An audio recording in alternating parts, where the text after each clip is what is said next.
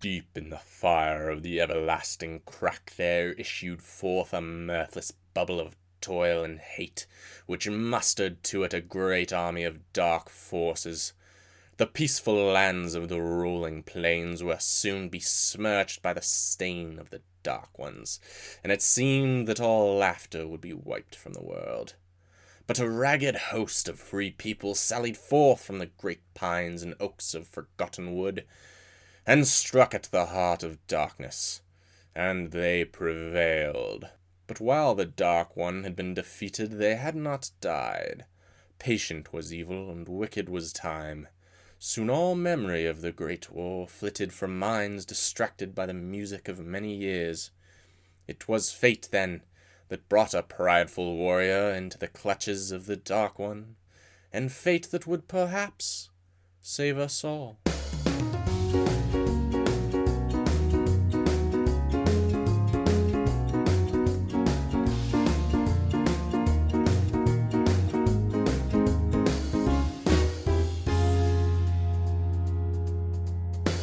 Today we're going to be breaking down what exactly is required to make a fantasy story fantasy, and we're going to talk through a little bit of the history of fantastical tales. So what the frick is fantasy? Well, it consists of three general things: story structure, world building, and magic. Two out of those may seem obvious and not at all unique to fantasy stories, so we're going to start with the third category, magic. Magic is perhaps the most unique aspect of fantasy stories. Any story that contains unexplainable abilities, creatures that don't exist in the real world, supernatural forces, or impossible things happening, well, they're at least a little bit fantastical. Now, probably right away, you're thinking of examples of books or movies that have supernatural occurrences that you don't think count as being works of fantasy, and that's fine, but even a thriller based entirely in the real world can borrow fantasy elements. Now, personally, I don't include paranormal forces into the fantasy genre because those tend to deal with forces that do exist in the real world, but that we as humans can't explain or don't understand. It's a dumb distinction, I know, but it's also a hill I am fully willing to die upon. Magic falls into two distinct systems, hard and soft, or erect and flaccid, if you will. Hard magic systems are when magic exists with distinct rules that must be followed. A great example of this is Sympathy from Patrick Rothfuss's Kingkiller Chronicles. Two objects are symbolically tied together in one of several ways, and then energy that acts on one of the objects affects both of the objects, so long as it is enough energy that it could create change in both were they not linked. It's a lot of info, but what are the hard and fast rules here? 1. Objects must be previously linked. 2. The energy must come from somewhere. 3. The energy must be sufficient to carry out the task. And 4. The caster provides the deficit energy and body heat. Well, that's a bunch of nonsense, so let's take a look at an example of Sympathy and see if that helps. I want to make you think you own a haunted coin, so I take a small shaving from your coin and affix it to my own. Now the coins are linked. When you're at home, I build a fire and I draw the energy from the fire into my coin and lift it up. My coin is now as heavy as 2 coins because it is linked with yours, but yours also lifts, which causes you to freak out and call, well, actually, who are you going to call? So would that have worked if I had not taken a shaving off of your coin before attempting this? No. And you know that because the rules of the magic were clearly defined, because it is a hard magic system. Soft magic systems are worlds where magic is known to exist, but the method of carrying out that magic is vague. Gandalf stands upon the bridge of Khazad-dûm, and with a shout he brings his staff down upon the stone, and with a ringing cry summons forth a force strong enough to crack and crumble a structure that had stood for generations. But where did that force come from? Great question, says Tolkien to his crowd of watchful listeners, but also I'm going to ignore that question because I really want to get to the part where I talk about hobbit feet for way too long. Soft magic systems are far more common than hard magic systems for a handful of reasons. 1. The rules can be altered very easily, so if your characters are in a jam, magic can suddenly do what they need to get them out. An ex machina, ex magica, if you will. 2. Magic can be used to directly represent a character's willpower, how badly they want their goal. Harry is trying to knock the wand out of Voldemort's hand, but he's just not Expelliarmusing hard enough. But in Act 3, when his friends are in danger, oh baby can that boy Expelliarmus.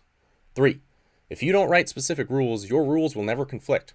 If your rules conflict, which rule is superior? Is there a ranking system, a tier list? Do I need my player's handbook next to me while I watch the movie? 4. Rules can be boring. If your story starts sounding too much like a physics class, nobody's going to read it, even if it is unique and logical and clever and it has a cool sounding name. And finally, 5. The nature of magic is that even with defined rules, something about the process has to be unexplainable, otherwise it's not magical. If there's always a part that's unexplainable, then what's the point in making any part of it explainable? So if you're consuming fantasy, odds are you're going to see a lot more soft magic systems, mainly for those reasons. Magic is a necessity for fantasy, but the amount and importance of it varies a lot. You can have anything from a political thriller set in a desolate continent with the odd corpse brought back to life, to a character whose whole purpose is becoming a more powerful magician, wizard, whatever. All of it is fantasy. But what does that look like? We know magic exists now, but where will we see it in our story's world? That brings us to world building. Fantasy stories tend to fall into 3 broad categories: high fantasy, middle fantasy, also known as portal fantasy, and low fantasy. It's like the caste system, but if everyone was equal and definitely not snobby about their story just because they set it in a made-up place with made-up names. Derek! These terms refer to the worlds in which our freaky magical characters and creatures exist. Low fantasy means the story takes place entirely in the real world, so all of our magic that we previously discussed exists in our world as well. This almost always means that magic is an underground, disbelieved thing. A man is mocked for claiming he's a wizard, but little does everyone know he's actually a wizard who's saved all of Earth without anyone even knowing. If magic exists on Earth and everyone does know about it, what does it replace? Who can and can't perform it? Would Hitler have been magic? All questions that an author must address. Often authors address them by writing a middle, aka portal fantasy, instead. Middle fantasy refers to stories that start in the real world, in which magic does not exist, and then at some point characters travel to a different world in which magic does exist. The Chronicles of Narnia are a perfect example of this. The children live in London, but when they walk through the wardrobe, they come out in Narnia, which is an entirely different world where the rules are all different. Magic is real, God is a lion, and people actually enjoy Turkish delight. These 2 distinctions, low and middle fantasy, are sort of sometimes kind of grouped together because they both consist of times when characters exist in the real world. This sets the expectation for the reader of the limits of the world. We know a ton about the kids from Narnia simply by them starting out in a certain place at a certain time. Then, when they travel in Narnia, it makes sense that they're a touch on the confused side, and exposition is justified because the author has to get both the reader and the characters up to speed on the world.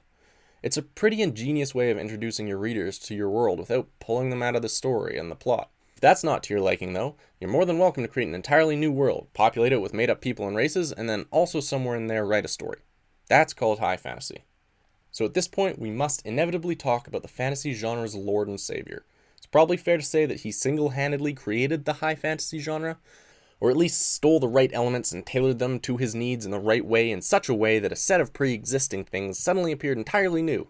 But honestly, I think that might be the only way new things come to be. J.R.R. Tolkien is absolutely the reason fantasy is popular as a genre today. While other worlds had always existed in fantasy, dating all the way back to ancient Greek times, the idea that a world could exist without any ties to Earth wasn't fully and properly realized until 1937 in the writing of The Hobbit. In fact, almost all fantasy tropes of today began with Tolkien. He put tall elves and stout mining dwarves at odds with each other. He introduced dark sorcery and the mystical, terrifying monsters like the Balrog and the Cave Troll. He drew on elements of his real life, like the Battle of the Somme, to form the hellscape of Mordor, and his doctorate in linguistics to literally write a new language. These elements are staples of the genre now, and when you first think of fantasy as a storytelling genre, odds are you're thinking of some of those Tolkien stereotypes. But dwarves and elves came from Nordic mythology. Yeah, this is absolutely true, and I'm going to use your snark to segue into a little history. Fantasy is curious because today many stories that we would consider fantasy, or at least fantastical, were not viewed in the same way when they were first conceived. Stories like those of Greek and Nordic mythology weren't myths, they were the basis of religion. Many of these stories are excellent examples of middle and low fantasy, where gods walk the battlefields of Earth and guide arrows into heels, where sitting atop that there peak is a whole new realm that belongs to the gods. But unlike high fantasy, the whole point of these myths was to tether the supernatural, the all-powerful, to our world. They were stories, but they were stories with a point. They had morals, or showed the value of patience or strength, and how those things could be applicable in the real world. The Lord of the Rings also accomplished many of these same things, showing the value of the little guy, the danger of industry and state war machines, the fickleness of power, but they were accomplished purely through the development of characters throughout the story. The characters may not have been human, but they were clearly people. This idea has been improved upon greatly since Tolkien finished his works, with series like A Song of Ice and Fire by George R.R. Martin, which is essentially a political thriller that just so happens to take place in a different world. This focus on character and connection is one of the reasons that I personally believe fantasy has seen such a success in recent years, because everyone who starts the story starts on equal footing. You don't have to worry about knowing the city it's taking place in, or the time period. You don't have to question how they all speak the same language, or whether locals will hunt you down for misremembering the city's college mascot from 1962. You start with the same information as everybody else, and that's a rare and beautiful thing. The other reason I think fantasy is so popular is because dragons are pretty sick, which is actually the last thing I wanted to touch on in regards to world building. It's shocking how many cultures around the world make references to dragons, and this human fascination with huge scaly fire-breathing monsters wormed its way into fantasy very early. Fantastical creatures are one of the coolest and most prevailing features of the genre, and in many cases have their roots in the myths and legends of the real world. Fun fact, it's believed that dragons are so common in myths around the world because ancient peoples tried to piece together what the animal could be when they found dinosaur bones and fossils that they came across.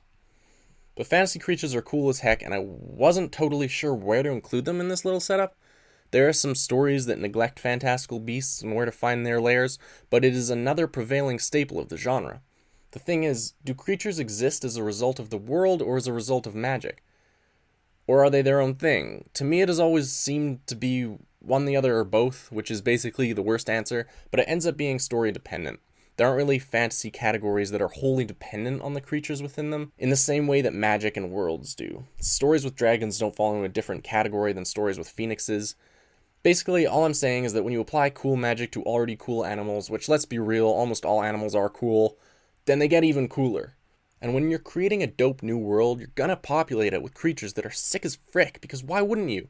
So as much as fantasy doesn't necessarily rely on creatures, I for one am glad that they are so prevalent. So we've created our world wherever it may be and thought up some magical elements to include. That just leads us one more thing, the story. This part is going to be short because it is in no way unique to fantasy. The only reason I'm including story structure in this overview is for the simple reason that, much like a magic system, if your fantasy is boring, nobody's going to give a flying fuck. This means you need structure. Fantasy is once again perhaps the clearest example of the hero's journey. If that sounds like an interesting thing to you and you want to see it turned into an academic analysis of storytelling, read The Hero of a Thousand Faces by Joseph Campbell. He pioneered the idea that many, if not most, stories follow a formula where a regular person, in whatever world they exist, gets pushed into adventure, receives aid from a wizened older figure, overcomes multiple challenges of increasing difficulty before triumphing over whatever forced them into adventure in the first place, and then returns to the normal world, whatever that world may be, with some form of riches and as a changed person. Now, as I was going over that explanation, you probably had a number of stories flash through your head, which is kind of the whole point. Nobody is required to follow this sort of vague formula, but it is tried and true and still allows for so much personalization within it, which is why it has appeared in so many stories. It's a really interesting concept that comes with its own controversies, as everything does, but if you're interested in more details on The Hero with a Thousand Faces, check out the book or do a quick search on YouTube. There's lots of great explanations and visualizations. All I'm saying is that everything that came previously about magic and worlds serves no purpose if it's not incorporated into a good story. That, or you pioneered a new genre and wrote 4 shockingly impressive books, so they let you release the Silmarillion. Now, before we wrap up, I want to very quickly compare fantasy to science fiction, because they are constantly grouped together. The reason for this is blindingly simple. Technology fills the role of magic. The worlds can still be new worlds, they're just planets that we haven't discovered yet. Much like fantasy, sci-fi has subcategories and focuses, but the two genres are distinct because of the whole technology versus magic thing, and also because historically, sci-fi has been used to explore sociological issues, whereas fantasy has much more often been geared towards pure escapism. Then there are genres like steampunk, which is a haberdashery of various genres, including but not limited to both sci-fi and fantasy. Where do these types of stories fall in terms of, are they fantasy? Well, it depends on the story, and I think I've provided you with all the information you need to answer that question. So thanks for listening. If you have any topics you want a brief overview of, feel free to let me know, and hopefully, you'll stop by next time.